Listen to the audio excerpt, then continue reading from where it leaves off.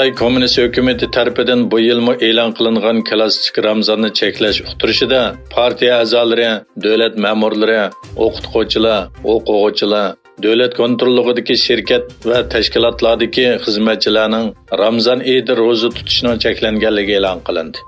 Cheklashlarga qarata Uyg'ur harakati islom dunyosini davom qilayotgan Uyg'ur irqiy qirg'inchiligi uchun bu Ramazonda harakat qo'llanishga chaqirdi.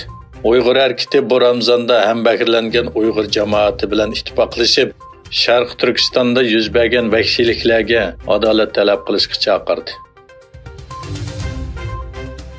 Amerika Avam Palatasining Xitoydagi kishilik masalasi haqida maxsus qurgan yangi komiteti Uyg'urlar uchrayotgan irqiy qirg'inchilik to'g'risida guvohlik berish yig'ini o'tkazdi. Demokratik va Cumhuriyetchilar partiyasining parlament a'zolaridan tarkib topgan bu komitet Washingtondagi Davlat Majlisi binosida o'tkazilgan suhbat yig'inida Xitoyning Uyg'ur avtonom rayonidagi Uyg'urlar va boshqa oz sonli millatlar irqiy qirg'inchilik qilinganligini o'tirg'a qo'ydi. Yig'inda bu komitet tarafidan tarkib topgan amerikalik Uyg'ur advokat Nuri Turkal, Amerikadagi Yahudi qirg'inchiligi xotira muzeyining a'zosi Naomi Kiloler va Sharq Turkistondagi jazo lagerlari haqida nurg'un dokladlarni e'lon qilgan germaniyalik tadqiqotchi Adrian Zinsma so'z qildi. Yig'ilish lagerlari haqida tadqiqot elib borgan Naomi Kiloler bu o'rinlardagi dafsandichiliklar haqida to'xtaldi. Xitoy bilan bo'lgan ilgili huquq to'qinishida turayotgan Tayvanni e'tirof qiladigan oz sondagi davlatlarning biri bo'lgan O'rta Amerika davlati Honduras Tayvan bilan diplomatik munosabatni uzganligini e'lon qildi. Honduras Tashqi ishlar ministrligining bayonotida bu davlatning Tayvanning o'rniga Xitoy Xalq Jumhuriyati Xitoyning vakili deb e'tirof qilganligi xabar qilindi. Honduras munosabatni uzayotganlikdan Tayvanni diplomatiyada davomli e'tirof qiladigan Birlashgan Davlatlar Tashkilotiga a'zo davlatlarning soni 12 ga tushib qoldi.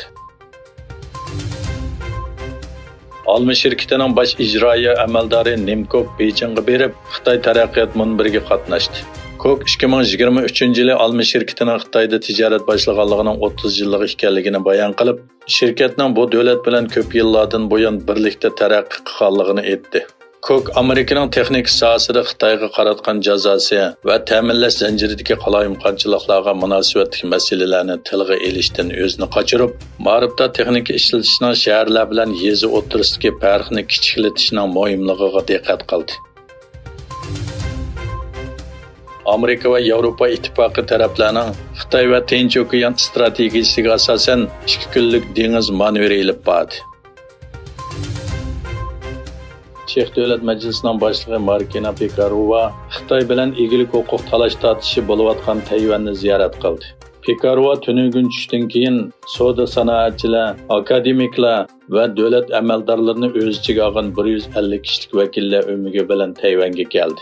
Chex vakillar o'migini aerodromda Tayvan qonun chiqarish majlisining boshlig'i San Shikun va tashqi ishlar ministri Joseph Wu qarshi oldi.